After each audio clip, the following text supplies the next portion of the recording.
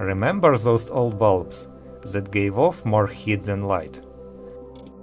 Some of them lasted for decades, while others seem to burn out if you just breathe on them. I've always been fascinated by vintage display technology, so I'm starting a new series to show my personal collection of glowing history. In today's episode, we're looking at incandescent lamps of all shapes and sizes, some of which were not meant for lighting at all.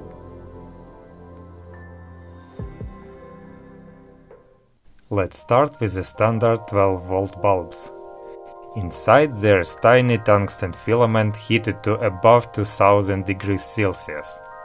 They're filled with inert gas or vacuum to keep the metal from evaporating. By tweaking the voltage, you can get anything from a deep moody red to a bright white. Decades ago, before LEDs took over, these were everywhere, from flashlights to tiny status indicators, like this little guy here. And here is standard fridge bulb. It's rated for 200 volts, but if we're undervolted to about 60 volts, it becomes a DIY Edison-style filament lamp with a beautiful warm amber glow. Next up are halogens. These are smaller, brighter, and still widely used in light fixtures, cars, and even microscopes. A halogen lamp is basically an incandescent on steroids. It uses a quartz glass envelope and a specific gas, usually iodine or bromine. This matters because of the halogen cycle, where evaporated tungsten gets redeposited back onto the filament instead of turning the glass black. This allows them to run much hotter and last much longer. This tiny one is 10 watts. And here is its big sister, pushing 35 watts. Unlike LEDs, incandescent filaments shine in every direction. To fix that, reflectors are used.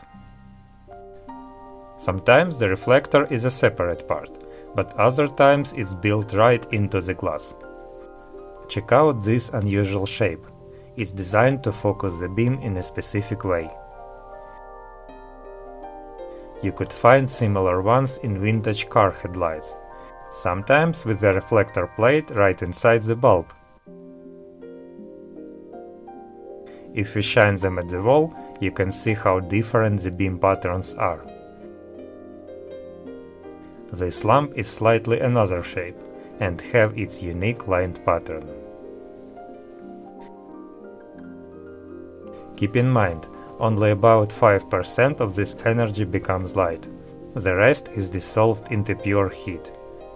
After just a few minutes, these babes get incredibly hot. Handle with care.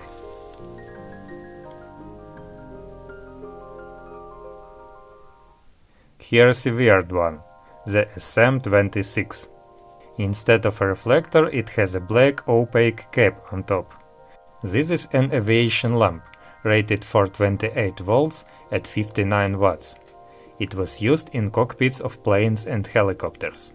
The black circle was likely there to prevent the pilot from being blinded by the direct glare of the filament. Or maybe it served another purpose. If you're an aviation geek, let me know in the comments. Now look at these monsters. These were made for movie projectors. The filaments have a very interesting shape, and I'm about to explain why. The first one is rated 110 volts at 300 watts. Interestingly, it must be mounted base down. It's even printed here on the lamp itself. Here it is at half power. And here is the full 300 watt glory. The second one is even crazier. Only 30 volts but 400 watts. It's painfully bright to look at. The filament is so massive that it keeps glowing for several seconds after the power is cut. And what about this filament shape is designed for? When focused, it creates a near-perfect rectangle. It's basically a retro backlight for film frames. It reminds me the analog ancestor of modern LCD backlight.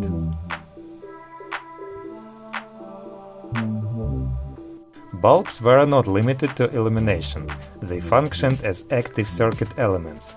A long time ago, you could find a specific type of lamp in electronic circuits, called a Barretter, also known as ballast tube.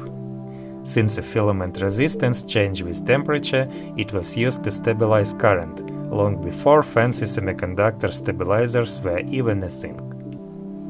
Even today, many technicians, myself included, use a standard light bulb as a current limiter when testing power supply, while repairing process.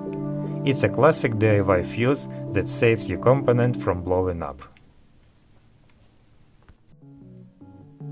And this is where the world of incandescent light meets digital displays. This is a rare EV9 Numitron indicator. It looks like a standard 7-segment display, but each segment is actually a tiny incandescent filament. Let's try to power it on. These parts need no complex drivers. They run on about 3.15 volts, which is perfect for modern 3.3 volts microcontrollers. I built a quick breadboard circuit using an ESP32 and some transistor drivers, and just look at that. It has a warmth that no LED can even replicate.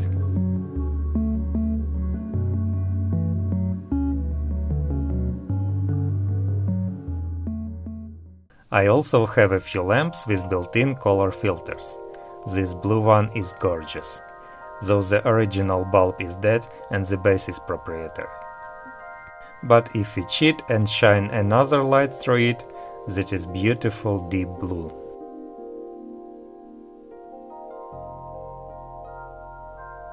Then we have these commutation lamps with frosted filters.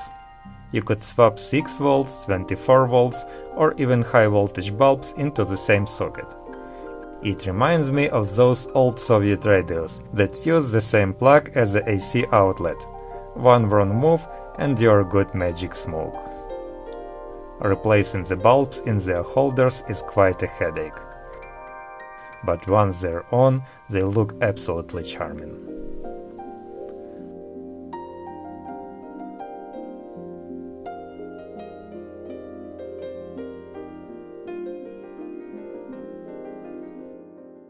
Lastly, check out these aviation indicators. They were used on pilot and engineer panels. They have a mechanical shutter. Close it and you get a tiny dot, so pilot don't lose the night vision. And if you open it during the day, the indicator looks like a glowing radioactivity symbol. This specific shape was designed to prevent the pilot from mistaking a sun glare for an actual signal. In the dark, though, it looks absolutely stunning.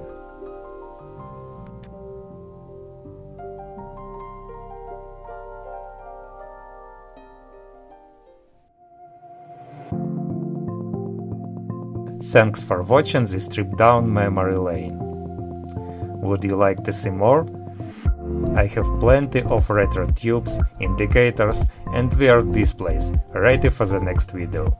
Let me know what you think in the comments, and I'll see you in the next one.